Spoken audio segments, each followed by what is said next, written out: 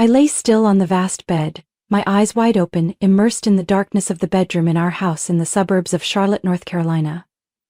The clock on the nightstand blinked red. 3:17 a.m. The ticking of the clock felt like it was keeping time with the loneliness tightening around me. The wind hissed softly through the crack in the window, as if reminding me of the emptiness beside me. Brian. My husband, the man who just a few years ago promised me a complete and happy home, had once again used the excuse of working late. This time it was an emergency meeting with an important client. A meeting that lasted nearly until dawn. A familiar explanation I'd heard so many times I could recite every tone he used to cover the truth. I told myself I was probably being overly sensitive. 6 years of marriage and 3 miscarriages had left my mind more fragile than before. The pressure from myself, from Brian's family, from the scrutinizing eyes of my mother-in-law at every holiday. When will we hear good news, Violet? I had grown used to the feeling of both hope and fear each month as I waited for the results of pregnancy tests. Part of me still clung to some faith in Brian, in his promise that he was trying for our future, but tonight the doubt knocked louder than ever. I had tried to soothe myself by counting breaths, listening to soft music, reading a few pages of a book, but none of it helped. The ping of a message startled me. My hand trembled as I reached for the phone, my heart pounded. I hadn't meant to look, but some instinct made my finger swipe across the screen. The message appeared. I miss your skin against mine already, can't wait until tomorrow when you tell her. I froze.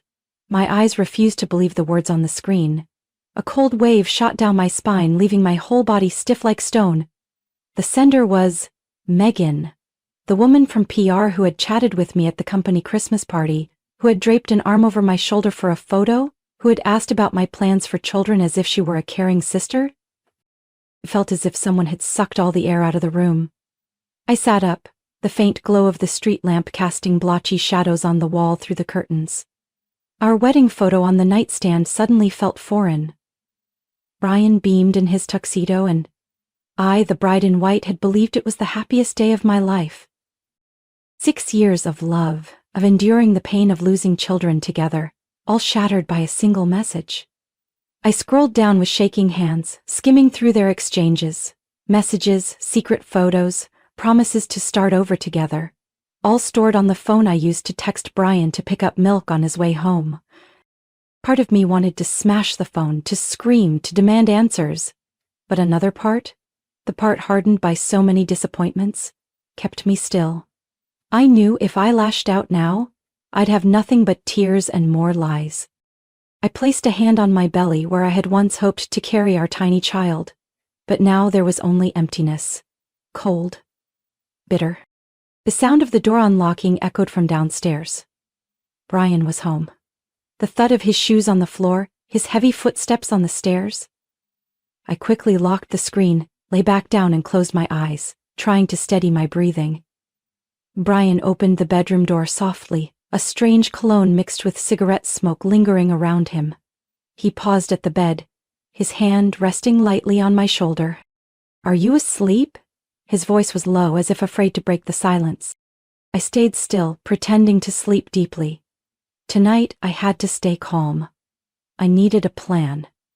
If I had endured years of heartbreak, I was strong enough to face this truth. Brian lay down beside me, his breathing even, as if all was peaceful. But to me, each breath only twisted the pain deeper. When the clock struck 4 a.m., I knew I couldn't keep pretending. I rose quietly, stepping out of the room, my legs nearly trembling, but forcing myself to move. I sat at the kitchen table, opened the laptop that had sat there since the afternoon.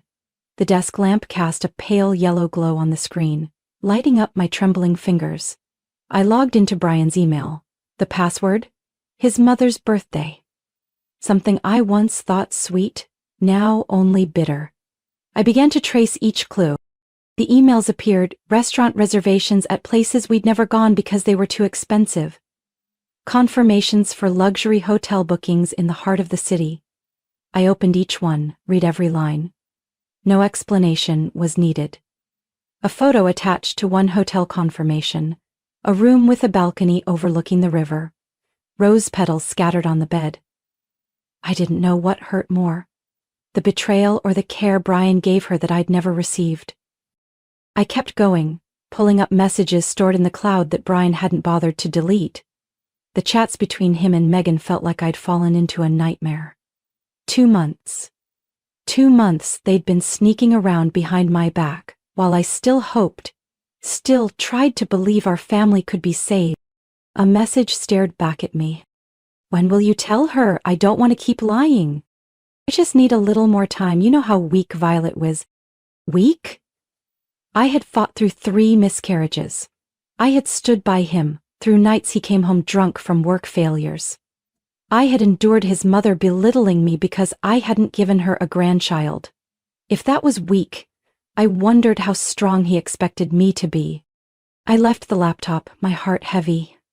Standing, I glanced around the living room. Everything seemed strange now.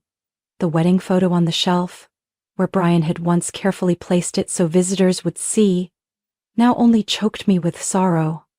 6 years together, from young lovers eager to build a future, now just 2 actors in a play nearing its final scene.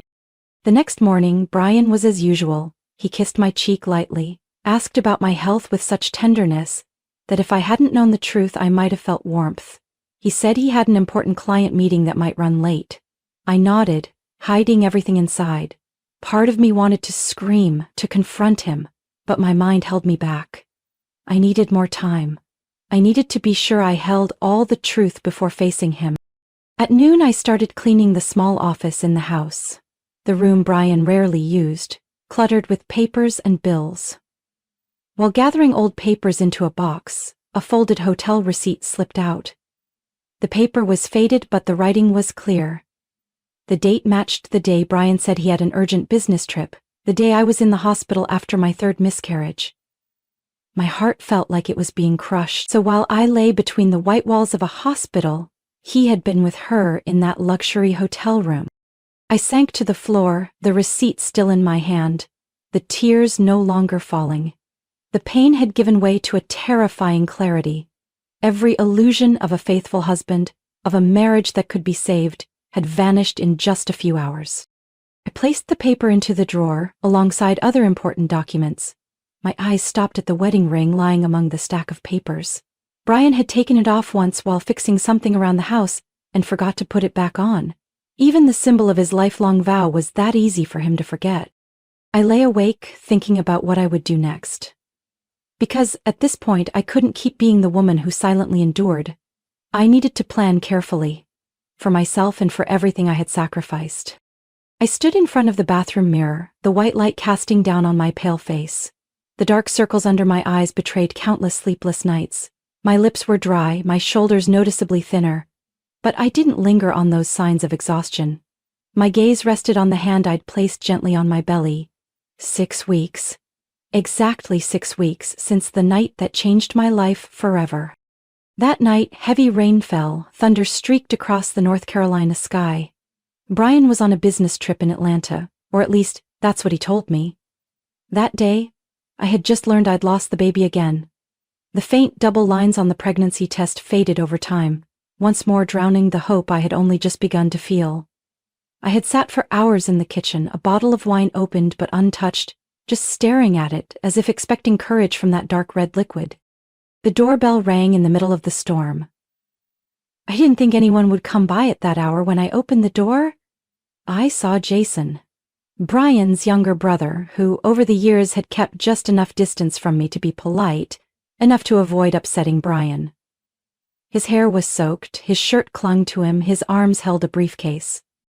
"I'm sorry, Violet," Jason said, his voice low and breathless from running in the rain. "Brian asked me to bring you some documents he forgot. He said it's urgent." I couldn't move for a moment. A gust of wind made Jason shiver. I stepped aside to let him in. "Let me get you a towel to dry off," I said, my voice hoarse. Jason murmured thanks, his eyes briefly flicking over my face, as if noticing the traces of tears still visible.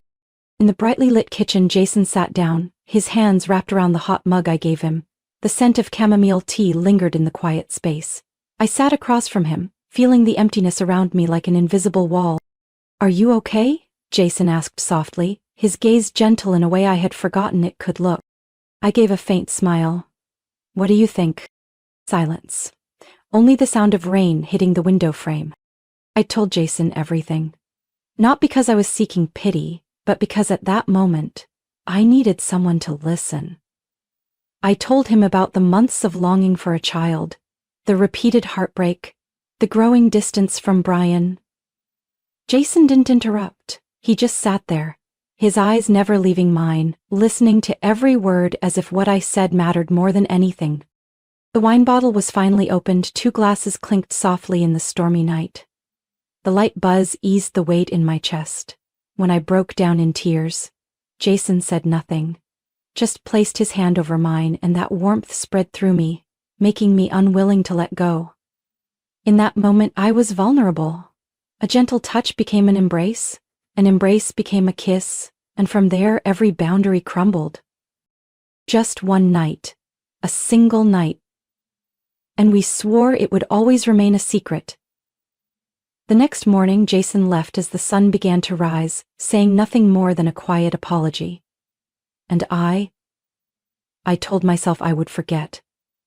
I tried to forget. But then, 2 weeks later, the pregnancy test showed 2 clear lines, darker than I'd ever seen before. I was stunned by the result. I knew for sure this baby could not be Brian's. There had been no intimacy between us for many months. I had considered telling Brian, letting him believe it was a miracle, the thing we'd wished for all these years. But then, discovering the truth about him and Megan shattered every plan I had. How could I let my child grow up in a family built on lies and deceit? How could I bind this baby to a web of vows that no longer meant anything? Standing before the mirror, I looked at myself, and for the first time in years I truly saw the woman I had become. Stronger than I thought, more clear-headed than I had hoped, and I knew I had to do what was right. Not just for me, but for the tiny life growing inside me every day. But what was right? I didn't know yet. I only knew that I wouldn't let Brian or anyone else decide the fate of me and my child ever again. After a sleepless night beside the glow of the laptop screen, I knew I needed clarity before facing Brian or Megan. The next morning, when Brian left the house with the usual excuse of might be late meeting with the regional director, I just nodded without asking anything. In truth, I knew he wouldn't be going to the office. I had quietly installed a tracker on his phone earlier. I called Mr. Robert, the longtime attorney of Brian's family. He had been the one to personally oversee the signing of our prenuptial agreement 6 years ago. "Violet, it's been a while since I've heard from you. Is something wrong?" His voice was calm, seasoned, but kind. "I need to see you right away. It's about the prenup between Brian and me. I can't discuss it over the phone," I said, keeping my voice as steady as I could.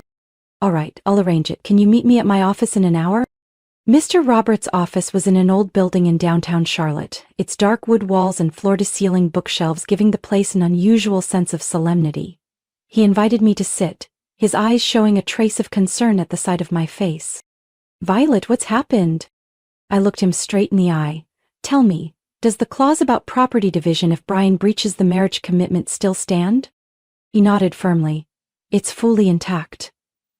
If Brian engages in infidelity, he forfeits all rights to shared assets, including his stake in the family company, real estate, and any joint investments. Those assets would be yours." I stayed silent, then took a deep breath. "One more thing. I need you to clarify something. Is there anything in the contract regarding me if, by unforeseen circumstances, I become pregnant by someone else?" Mr. Robert frowned slightly, leaning back a bit. "I remember that agreement well, Violet. It focused on assets and financial obligations in the event of betrayal, specifically infidelity, by either party leading to loss of property rights. There's nothing in it that punishes or restricts a wife for becoming pregnant by someone else, unless there's evidence she intentionally schemed to cause financial harm to the husband or the family's honor. What you're asking isn't covered by that agreement." I exhaled, feeling a bit more at ease. "I'm asking because I want everything to be clear before anything I do next is used against me." Mr. Robert studied me for a few seconds, then nodded, his voice softening. "Violet, I don't know exactly what you're facing, but you're smart and careful. If you need anything more or if you want me to represent you, just call. Thank you, Robert. I'll be in touch soon. Stepping out of the lawyer's office, I paused on the sidewalk, watching the busy stream of cars go by. In my mind, everything was becoming clearer. Brian might think he was in control, might believe that his promises and secret meetings had left no trace. But he had no idea that the very contract his parents forced us to sign before the wedding was now my shield. And more than anything, I knew for sure the fact that I was pregnant, even though the baby wasn't Brian's, did not violate any clause of that contract. I hadn't broken any financial obligation, caused no loss of assets, or harmed the family's honor in the sense defined by the agreement. I was just a woman who had been hurt, trying to protect herself and the child she carried. I walked toward the car waiting for me, feeling a bit lighter, but knowing the real battle had only just begun. It was time for me to meet Megan, and show her that not everyone was as easy to bring down as they thought. I arranged to meet Megan on Saturday morning at a coffee shop on the corner of Franklin Street. A place busy enough that no one would notice, but quiet enough that our words wouldn't get lost in the noise. I arrived 15 minutes early, choosing a table in the corner, my back to the wall, where I could observe the entire cafe and the large glass door facing the street. The herbal tea in front of me was still hot when Megan walked in. She wasn't wearing her usual heavy makeup, and her brown hair, normally curled, hung loose and natural. Megan's eyes scanned the room, then settled on me. There was a brief hesitation, then she walked over quickly and sat across from me. "Thank you for agreeing to meet me," Megan began, her voice softer than I expected. I kept my expression calm. I thought we should speak face to face for once, rather than through secret messages. Megan lowered her head, her hands clasped together, fingers twisting slightly. I didn't mean for things to turn out this way. But I can't back down anymore. I love Brian, and he loves me too. He told me your marriage has been dead for a long time. I took a deep breath, my eyes steady on hers. "And what do you want from me, Megan? I just hope you understand I'm not a thief. I want Brian to be happy, and I believe you deserve someone who truly loves you too." She looked up, her eyes glistening. I smiled faintly. "So you're hoping I'll step aside so you two can be together more easily?" She hesitated, then nodded slightly. I placed my hand on my bag, pulling out a thin folder, setting it on the table between us. "Megan, are you aware of the prenuptial agreement Brian and I signed?" Her eyes flickered with confusion. I'm not really sure. Brian never mentioned it." "Then let me make it clear," I began, my voice steady as if each word was etched into the wooden table. "That contract contains a clause Brian never worried about because he thought it would never come into play. Unfortunately for him, that time has come. The clause states, if Brian commits adultery, he forfeits all rights to our shared assets, his stake in the family company, our shared properties, investment accounts. They all become mine." Megan's face went pale. "Brian can't." "He can, and he did sign it," I cut in, my gaze fixed on her face as it changed. "Do you know why Brian's parents insisted on that clause? Because the family's honor means more than anything to them, and if this gets exposed, I think you're smart enough to understand the consequences won't stop at just the assets." She fell silent, her eyes drifting somewhere far away. I could see her lips trembling, though she tried to keep composed. "Megan, you say you love Brian. If that's true, this is your only chance to prove it. Walk away, leave quietly, without causing more harm, without leaving a stain on either of you." "Are you trying to force me?" Megan's voice faltered. "I'm not forcing you. I'm giving you a choice." I emphasized each word, looking directly into her eyes. 1. You disappear from Brian's life today, transfer offices, cut all contact. 2. I take every piece of evidence to court, and believe me, Megan, I've already gathered everything I need. She lowered her head, her hands gripping each other until her knuckles turned white. I'll transfer. I'll leave. That's the right decision." As I stood, Megan called softly, "Violet? I'm sorry." I paused, my gaze softening briefly. "Save that apology for Brian. Because in the end, he's the one who truly owes me answers." I walked out of the cafe, the morning chill hitting my face. leaving me strangely clear-headed. There was no sense of triumph in me, only a steady, quiet resolve. The first battle was won, but I knew the war ahead would be long. And now, I was ready to face it. Brian came home on a weekday evening as the Charlotte sky drizzled with the kind of rain that marks early autumn. The car's headlights lit up the window for a moment, then the living room settled back into warm shadows. I sat on the sofa, a magazine in my hands, though I couldn't focus on a single word, knowing tonight would be different. He walked in, his coat dotted with rain. Brian looked tired, but his eyes held a kind of emotion I hadn't seen in so long. Not guilt, not concealment, but nervousness? "Violet," he began, sitting beside me, his voice softer than usual, "I have something to tell you." I set the magazine down on the table gently. "I'm listening." Brian took a deep breath, then spoke quickly as if afraid he'd lose the courage. "I've just been offered a new position, regional director in London, working directly with the global strategy team. It's an opportunity I never even dreamed of." I kept my eyes on him. "Then why do you look so anxious telling me?" "Because it's come at a complicated time," Brian admitted, his gaze shifting away. "I know there's been so much tension between us, but I thought, if we left here, started fresh somewhere new, maybe things would get better. I want to make it up to you, Violet, I really do."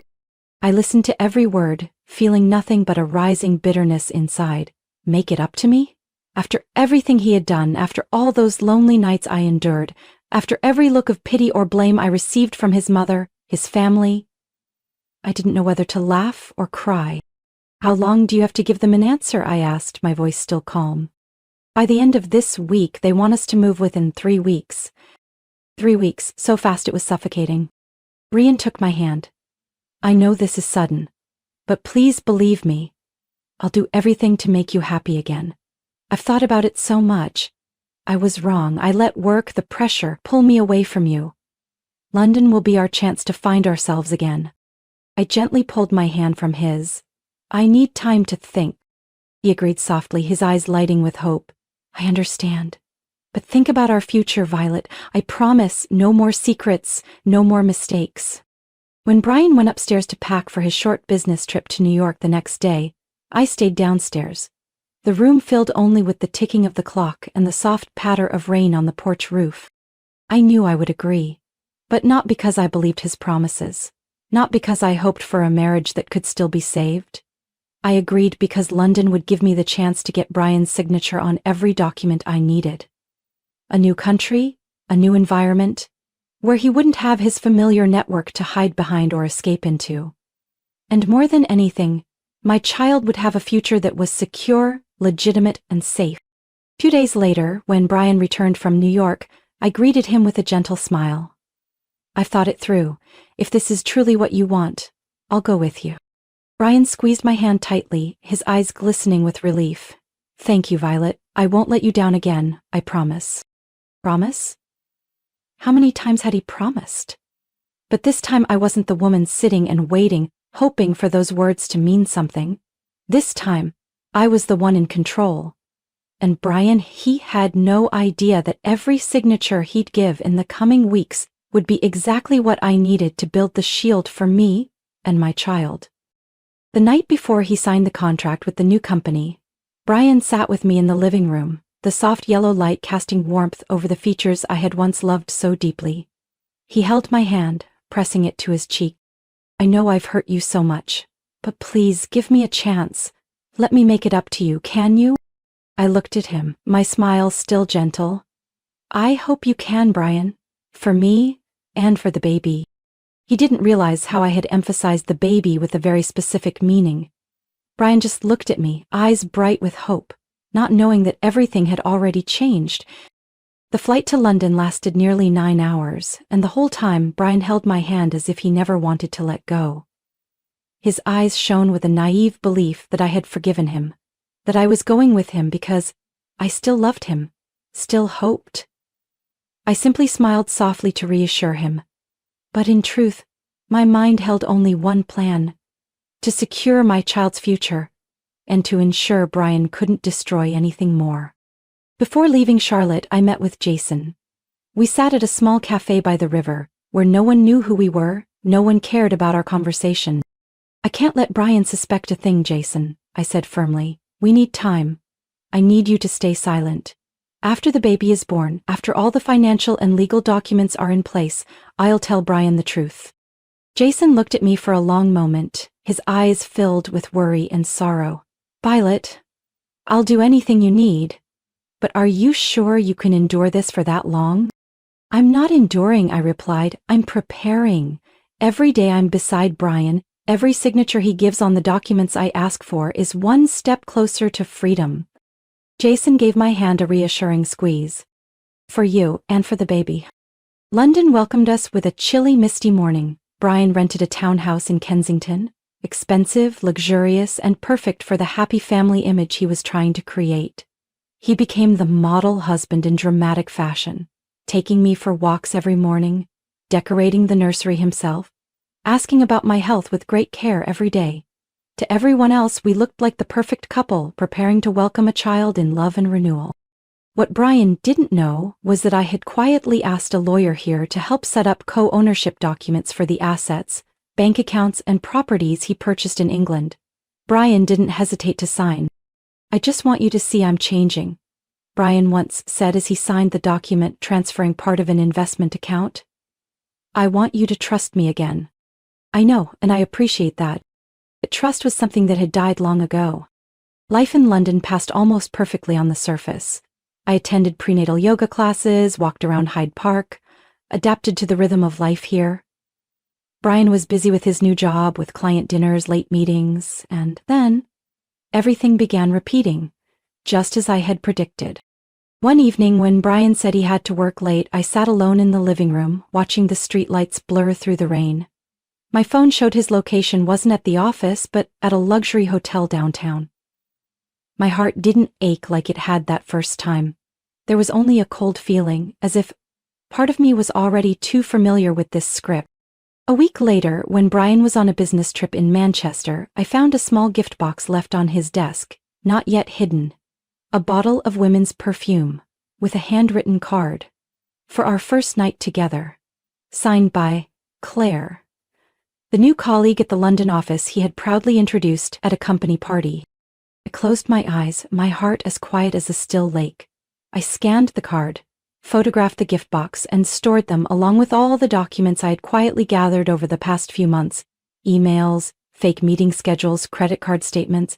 Each piece I needed so that when the time came, the full picture of the truth would be complete. The evening Brian returned from Manchester, he still wore his carrying mask. I brought you some chocolate from the airport. I know you've been craving sweets. I accepted it, smiling. Thank you. I've prepared some paperwork for the baby's account, the assets. Could you look over it for me? Of course, he said without suspicion. And with another signature, I took another step closer to freedom. In the final months of my pregnancy in London, I had completed nearly everything I needed for my plan. Every asset Brian purchased here, from the townhouse we lived in to the investment accounts and insurance, had my name as co-owner. Each of Brian's signatures was a step closer to the freedom I had quietly pursued for months. I continued to monitor Brian, as silent as a shadow. The tracker app on his phone, the emails I accessed secretly using our old shared account, the credit card statements he never thought I'd pay attention to, every new piece of evidence of Brian's affair with Claire, the colleague he still spoke of proudly at company dinners, fell into my hands. Photos of Brian and Claire having dinner at a 5-star restaurant. Emails arranging hotel meetings on weekends with suggestive subject lines. Statements showing charges for gifts for Claire. I saved it all to an encrypted hard drive with a backup in the cloud, protected by a password only I knew. But I wasn't done yet. A key part of my plan, the insurance I'd told myself I had to have, was Megan's confession. Before leaving Charlotte, Megan had signed a document confirming the entire affair between her and Brian. At the time, I'd had a lawyer witness it under the pretext of settling any misunderstandings in case of future asset disputes. Megan had been too frightened to refuse. That paper came with me to London, kept safe in our home safe. That night, Brian came home later than usual. A strange perfume lingered around him as he bent down to kiss my forehead. I looked at him, smiled gently, just as I always did. Emergency meeting, he explained, taking off his coat. I'm sorry I'm late. It's all right, I replied, my eyes never leaving his face. That night, as he slept soundly, I opened my laptop and finalized the divorce file I had prepared over so many months. Evidence of Brian's affair with Claire, Megan's written confession, the property documents in my name. Everything was carefully organized, ready to be handed to the lawyer at any moment. I printed 2 copies of the file, one I kept in the safe, the other I sent securely to the lawyer in London. If anything happened, that file would go straight to the court and the media. 3 days later, Brian announced he'd have to stay overnight in Birmingham for work. I nodded, wished him a smooth trip, and quietly opened the tracking app. Brian's destination wasn't Birmingham, but a luxury hotel right in the center of London. I called the lawyer. I'm ready, let's start the proceedings. Are you sure, Violet? His voice asked again, though I knew he already sensed the answer. I'm sure. That night, London was wrapped in the first snowfall of the season. White flakes blowing sideways in the cold wind, covering rooftops, sidewalks, and trembling window panes with a thin layer. I sat in the living room, the soft yellow light from the floor lamp shining down on the file on the table before me. Everything was ready. I was just waiting for Brian to play out his familiar act one last time. Brian's footsteps echoed on the stairs as he came down, putting on his coat, adjusting his tie in the mirror by the foyer. Seeing me sitting there, he looked startled but quickly regained his confident demeanor. I thought you were asleep, why are you still up? He asked, trying to sound casual. Where are you going in the middle of a snowy night? I asked, my eyes steady on him. A client needs to discuss something urgently. A very important project, he said, avoiding my gaze, his hand gripping the car keys tightly. I stood, walked slowly to the table and placed the file in his hand. Then take this with you, since you're headed out anyway. Brian frowned, opened the file. His eyes darted across each page. Evidence of the affair with Claire, Megan's confession, the property transfer documents. His hands trembled, his face drained of color. Violet, don't do this, I'm begging you. I kept my eyes on him, my tone steady and clear. I'm not doing this. You did. I'm just protecting myself and the baby. Brian's lips moved but no words came out. His hands fell limp, the file dropping onto the table, a few papers sliding out, stark white against the snowy glow coming through the window. I love you, it was just a mistake, please don't destroy everything. Brian's voice sounded like a lost whisper in the night. I shook my head gently. Brian, everything was lost the day you chose betrayal. I'm just taking back control of my life. I paused for a beat, then looked straight at him, for the first time with no fear at all. And there's something you need to know. The child I'm carrying isn't yours. It's Jason's. Ren stepped back as if I'd slapped him. What? You're lying. I don't need to lie anymore, I replied, my eyes never leaving his. I had planned to let you believe it was yours, but after everything you've done, I don't need to keep any more secrets. I did all this not to get revenge. I did it to protect my child. To protect myself. Brian collapsed onto the chair, his hands covering his head, his body trembling in the room that once felt warm, but now was filled with emptiness. Outside, a car stopped. Jason stepped in, his eyes briefly on Brian before settling on me, filled with worry. Are you all right? Jason asked softly, as if afraid to break the heavy silence. I breathed in deeply, my hand resting lightly on my belly, feeling the strong heartbeat of the little life inside me. I'm all right. It's time for us to close this chapter. Jason came over and stood beside me. Brian looked at us, his eyes vacant, then lowered his head without saying another word. 2 weeks later, on a chilly morning, I gave birth to a daughter in a small hospital on the outskirts of London. Jason stayed by my side the entire time, his hand gripping mine, his eyes following my every move, every breath. When our baby's first cries filled the air, I felt my own tears fall. Not tears of pain or resentment, but tears of release, of the pure happiness I had longed for. Jason held both of us close, whispering, "It's over now. You did it, Violet." My gaze shifted between my daughter and Jason, my heart full of peace. No more anger, no more burden, only me, a woman free, in control of her own life, and a child I would protect with everything I had. Brian left London not long after, taking with him the ruins he had created. And I began a new chapter. A chapter of strength, of freedom, and of true love. The love for my child and for myself. Looking back now, I feel no bitterness or hatred. All the pain, betrayal, and lonely nights taught me how to rise, to be stronger, and to protect myself and my little girl. I understand now that revenge doesn't bring peace. Only the right choices and the courage to face the truth gave me real freedom. Today, I'm proud to have taken control of my life, to have built a new home with my own hands and my own strength. What do you think of Violet's story and the choices she made? Share your thoughts in the comments below. And don't forget to follow the channel for more meaningful, emotional, real-life family stories.